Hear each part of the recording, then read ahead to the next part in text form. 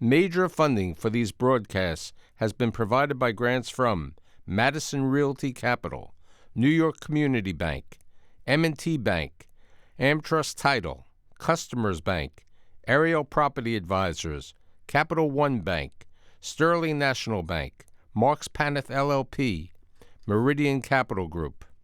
Additional funding has been provided by grants from Amarant Bank, AVR Realty Company, Bank of America Merrill Lynch, Briarwood Organization, B6 Real Estate Advisors, CBRE, Chase Commercial Term Lending, Chase Mortgage Lending, Citizens Bank, Collins Building Services, CPEX Real Estate Services, Douglaston Development Levine Builders, Flushing Bank, Friedman LLP, Handro Properties Handler Real Estate Organization, Hodges Ward Elliott INC, Investors Bank, James D. Kuhn Real Estate Institute at Syracuse University, John Catsimatidis Red Apple Group, Kilroy Architectural Windows, Matone Group, Newmark Knight Frank, Optimum Window Manufacturing Corp., People's United Bank, Rockefeller Group, Rosewood Realty Group, RPW Group, SJP Properties, Stonehenge NYC, TD Bank, Terra CRG, the Merringore Family Foundation, and these friends.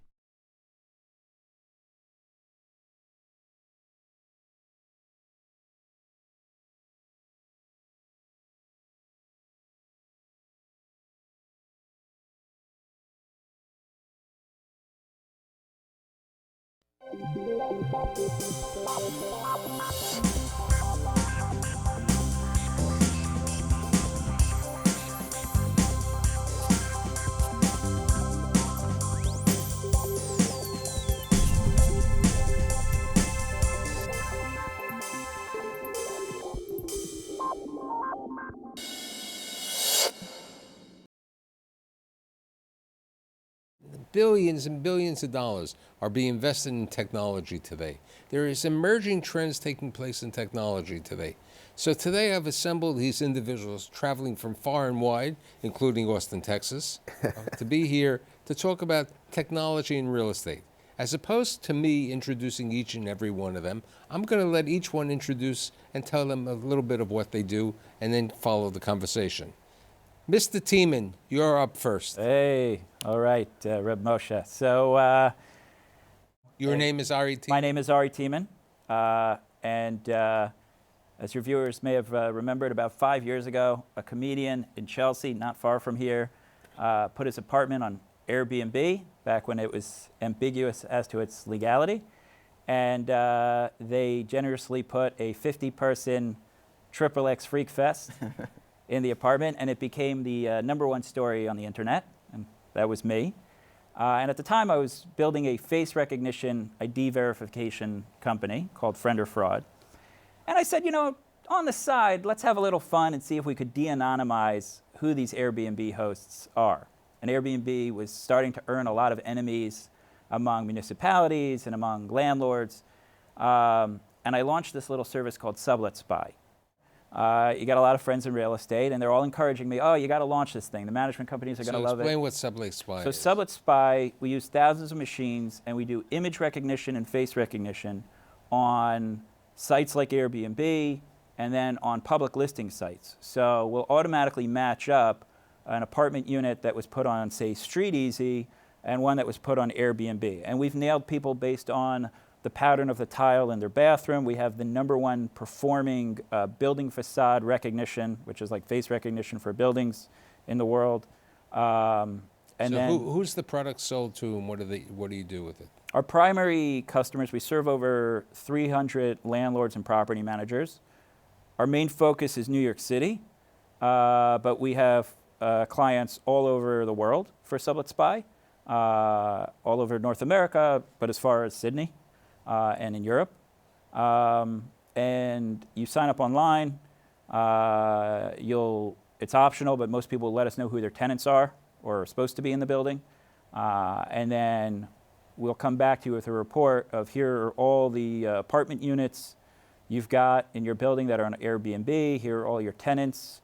So that's Sublet Spy. So that's Sublet Spy. Next product. After we had about 40 landlords, I realized nobody has any idea who's in their building and who's not. So we'd email them and be like, this guy's been dead for 2 weeks, you know? This guy lives in a different country. And they had no idea. And you realize that most buildings in New York City and around the world are just a dumb pile of bricks and concrete and metal.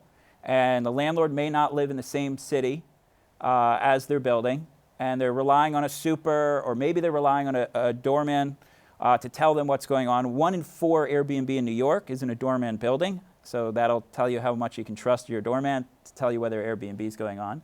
And I said, what if we create a face recognition intercom that tracks who's coming into the building, and then obviously who's not, because it becomes the access control for the building. Right, and part of the other service involved is for deliveries of packages. Right. Because packages come at different times. So now it's called Gate Guard. We're big fans of alliteration. And we give the device away for free. We install it for free. You pay $49 a month. We provide internet for your building for free, so you can plug in your boiler monitors, your camera systems, any sort of building systems that you've got. And so we're lowering your monthly expense because we understand that landlords are often thinking much like somebody on a limited income. They don't want an additional product and an additional expense, especially when their buildings are stabilized. It's safety for the building over there because it's determining how people can get into the building. Right. So when we first started to install, a lot of young women would say to us, I love this because the old intercom system, either there's no picture at all, or it's this grainy black and white or convoluted little square, and you can't tell whether it's really the UPS guy at the door or it's just some random person trying to get into your lobby. There's a lot of assaults that happen from random people who loiter in a lobby. And then there's issues of package theft. There's complaints. The second most popular complaint that property managers come to us with is packages are getting stolen. Now, with regard to that, let's go to the property manager. Michael, tell us about who you are and what you have. Sure. So I guess we're the management company, and we work with Ari. Last name, Michael Rogoff? Yeah, Michael Rogoff, Senior Vice President of ACAM Living Services, which is the family of hospitality real estate companies, both in New York and in South Florida. We have about 50,000 apartments under management. We also have a sales and brokerage division, a commercial division. And what type of technology are you seeing today?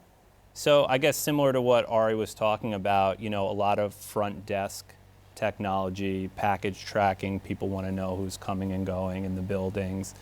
Certainly with Amazon and all these different types of ways to purchase things online, a lot of the buildings weren't built with the capacity to handle all these different types of packages. So ways to store the packages, technology advancing into, things like energy. People want to know a lot about. Are you seeing a lot of people paying their rent today online with ACH? Absolutely. So a lot of the payment methods, both for receivables and payables, technology has, played a very big role in just transitioning the metrics, how the boards and landlords and owners can view them, and the convenience for the people who live in the buildings. Okay. As I was saying, from Austin, Texas, Will. Yeah, I'm Will Mitchell, CEO and co-founder of Rabbit. We help real estate developers and lenders manage the construction finance process. So if you're building a building or doing significant tenant improvements, you've got a complicated draw request process each month in which you submit over invoices and pay applications to the lender for reimbursement and payment of the necessary subcontractors and vendors on the project. And our software helps track all of that documentation, approval, and payments so that everybody can get paid faster. Now, do you eliminate jobs, people-wise? I mean, do you still need an inspector for a draw? Yeah, there's still someone that goes out and checks the site. There's still somebody that's looking at the documentation to make sure. So the human element continues to be there, but it's more automated with regard to a lot of the things. Right, so individuals are able to get more efficiency and do it faster. So right now it takes about 10 days for the average lender to turn around a draw request, which in the life cycle of payments, engineering and construction sector suffers from the longest day sales outstanding of any industry in the US and in the world.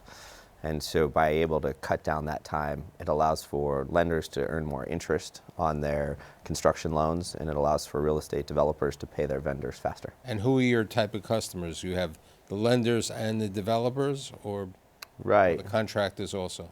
We focus primarily on the developers and the lenders at this point in time and help them with this kind of connection between their complicated capital stack. So you've usually got kind of an equity partner, potentially a lender or two, and tracking all of those different sources and uses of funds. And how do you get your customers?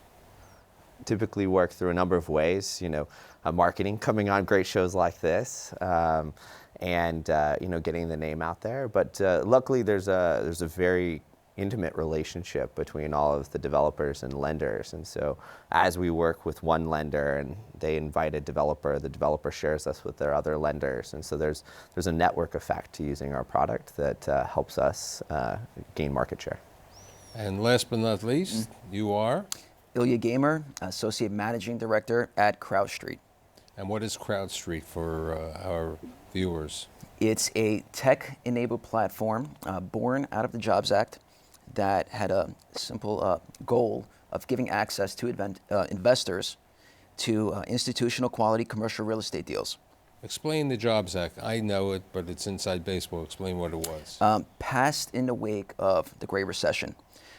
What it allowed is that it removed the barrier from advertising private securities. Private security could include real estate on a wide marketing scale. So if you could market a private security, you could put it on a website. And if you could put it on a website, you could build an internet business and It's like it's a form of Kickstarter. It's not a form of Kickstarter, and I want to make that discrepancy.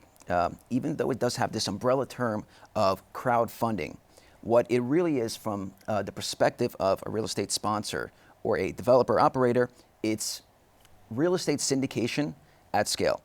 You're just marketing your product that you would otherwise market to friends and family or in the country club. Right, but you're marketing it via the web around the world, and people could invest. Around the web. What's the average investment that Will or Ari or I would invest? Is it by state-wise, or is it by accredited investor of a certain net worth and so on? Yes, excellent questions. You would be part of a community of 40,000 accredited investors. The minimum investment that we have is typically $25,000. The typical investment that an individual investor or possibly a family does is around $50,000. And then once they invest once, there's a 62% chance they're going to come back. And then the average investment is about five individual investments. Okay, what do they invest in? They invest in whatever their preference is, whatever deal they like. At any given time, we might have 15 to 30 deals to choose from. So it's investment opportunities that are live. And they pick based on the returns they want to hit, if there's a preference, if there's a story told by the sponsor that they like, or they relate to the sponsor, or possibly they've invested with a sponsor before. But in the same manner, there are no guarantees in life and anything else. There are no guarantees. This is the projected amount of money that somebody may earn over a period of time. Correct. And there's no guarantees in any kind of investment. The same way there's no guarantees in offline investments. What we offer is that we have a team of investment professionals that come from the private equity world, that come from the real estate world with decades of experience, and they underwrite and they look through every single deal. So they vet the sponsors, they look at the business plan, they reach out to the market, and basically there's a 27-point check of a deal before it goes on. Here's what I'm going to do, because I have 4 different types of individuals, different products. I'm going to create a project, and I'm going to see each one of you has an element over there. Just an example, I've decided I'm buying this property. I will also get the financing myself for the development, the construction financing, not the equity investment. But let's say I wanted to raise some money for the equity over there. I'd go to you, correct? Yes. I need $2 million for me to acquire the land and to get some additional equity that the bank wants. What do you do? What's the role of CrowdStreet on this? So CrowdStreet's role, we would have to beef up the numbers because the equity piece is a bit too small. Our sweet spot is that middle market that's... $5 million. Okay, it's a 5. Let's call it 10. Can we call it 10? 10 million. 10 million. It's pretty good. It's 5x the amount of money he got. It's a bigger deal now. Don't Now worry. we're getting more interested in the management. Right. It's a larger deal. So It's a larger deal. And let's say you need $10 million of equity. Out of that equity piece, you might put down maybe 10% as the sponsor, the developer. as the GP. So I'd come to you to raise for me through the investment pool around the country, $9 million. $9 million. Which could be in $25,000, $50,000 $50,000 pieces in increments, over there. yes. And I'm going to give you the projection of what I'm going to go. Yes. Okay. And then we would have the investment committee underwrite the opportunity. But if it being the first time, so we do have our limitations. If it's a first-time sponsor that's going on the platform, even though we do $10 million raises fairly often, it's for repeat sponsors who have the relationship already with the investors. So in this scenario, it would be like this. You'll be coming to us not because you need the money, but because you want to be exposed to a the different CrowdStream source market. of capital. Exactly. Okay. So now here's what happened. I have my $10 million in the deal. Over there. I've gone to my bank, okay, to a variety of banks, and the bank says to me, you know, there's a process for the construction financing, okay? You know, I'm going to give you a loan, but it's not that I don't trust you. It's that I need somebody who's independent, who's a third-party fiduciary to review the draws with regard to the loan. You're the person now. I am with XYZ Bank. I'll give you an example. I'm with Amarant Bank. They're based in Coral Gables, Florida. Okay. Okay. So we aren't reviewing the information. So I'll make a caveat there. So we're really kind of a document workflow management platform to track all of the information. So for the first $10 million of the project, you're going to have to track every expense you make, architect, engineers, drawings, permits. And so you're tracking all of this information against a budget. And at the time when you spend $100,000 or you need $100,000, you'll submit a request to CrowdStream saying, hey, we need another $100,000 of equity. Our platform tracks those requests and those payments. And then when you've met your requirement for equity in the deal, then the request will start going to the bank. And at that point, the bank will say, okay, we want to make sure you spent this $10 million so we can check our box that you've contributed the requisite equity to the project. And then for the remainder of the project, every request that you make for reimbursement from your loan. So you're the documentation. You're not checking the accuracy. Correct. We're checking that you've tick and tied all of the information together. So if you think about the draw package as a story, you've got your budget, you've got your invoices, you've got your lien releases, you've got your retainage releases. All of this information is all tied together. And so right now it comes over in 100, 200, 1,000 page PDF, but all of the information is really linked. And so what our software does is it links all of that information and then provides an audit log and a track record so that you as the lender or as the developer can keep track of all the information So in the history of the project. So I'm, for myself, I'm the developer, so I'm tracking my information by you. Correct. Now, since I'm also close to the bank who I brought into the transaction, I'm also providing them this additional information by the documentation. Exactly. But I don't reduce the need for a human to come in to review the construction drawings to see if the project is there. Correct. The human gets removed. They don't have to go and say, oh, you said you submitted an invoice for $10,000. Here's the invoice for $10,000. So there's a lot of ticking and tying that the humans do right now that our software eliminates. And how expensive is this going to cost me? I had a lender tell us yesterday it was a rounding error on the project. How small? Is it 1% of the construction cost? Oh, not even. Much less than 1%. It depends on the size of the project. So now I'm going to get to the next level over there. I've finished the project. All the payments are made. You're finished with your project. You refinanced out, and we send over the record of all the payments, and it's history now. Okay. So now here's what I've done. I built this apartment house, as I said. $10 million was my equity. There was approximately, it was a $40 million job. I had $30 million in construction financing. Okay, and now I'm planning to rent this apartment building. I'm thinking of a variety of people. What services are you going to recommend to me, since I'm building a building, that I should be utilizing? So I think Ari can talk about the specific services. Right. But once the easy stuff is done and now the building is built, Right. we come in to manage it. Okay, and Did you just say explain what the building is the easy part? Yeah, that's piece of cake. It's Okay. dealing Got with it. the occupants of Humans the are building. a disaster. That's Oh, got it. That's All right. As a construction guy, And remember, Ari's one beg of to differ. Ari's one of our unit owners. That's definitely a difficult. Yeah. I get it. I'm a lowly renter. It even says it on the screen. It says renter, and then it says ugh. Okay, so but I'm building the 50 units, or let's say it was hypothetically I made an error, it's 100 units over there, but I don't want a doorman.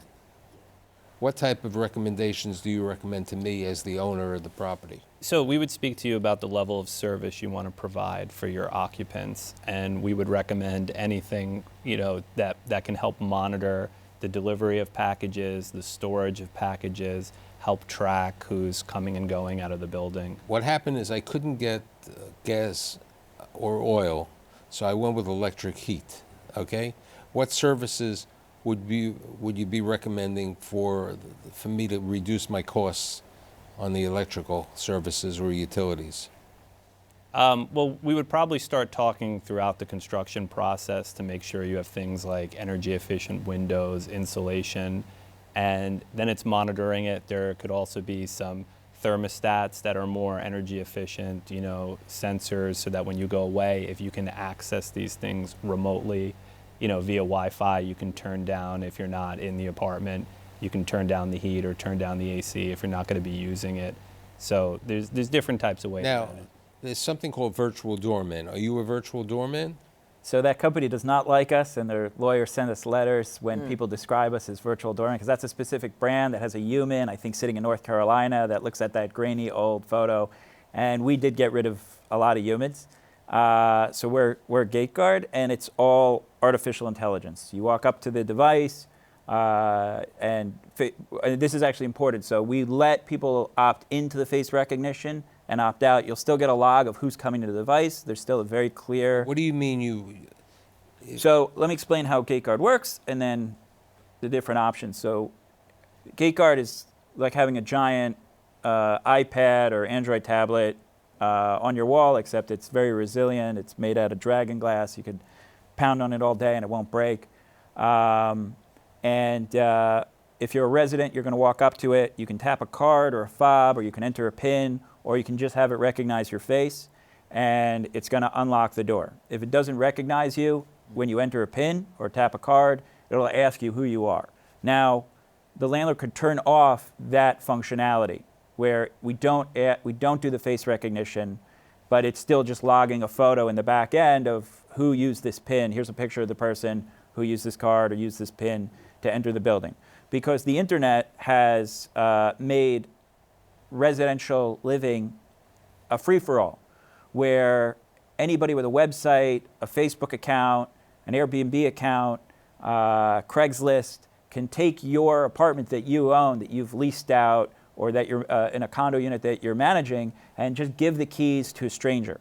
And it doesn't matter whether it's a physical key, it's a fob, that can all be copied, that can all be shared. And so what we do is provide an awareness so that you can be proactive. And you'll notice, hey, there's a guy on the 5th floor, he's got a lot of traffic, and he never comes in. We don't see his face showing up. And our system will either tell you that automatically. So you'll track of how many times people show up? We track, right. So there was a guy who had 163 guests in 3 months. So that in New York City is what you call profiteering. There was an ACAM building, a nice older gentleman called up. There's a lot of suitcases constantly coming in and out of the building, and we found that there was a young woman who would travel for business and turn the apartment into a hotel. I have a new building, okay? You Right. remember that. So It's a brand new building, new services. So part of the services are the gate guard or the...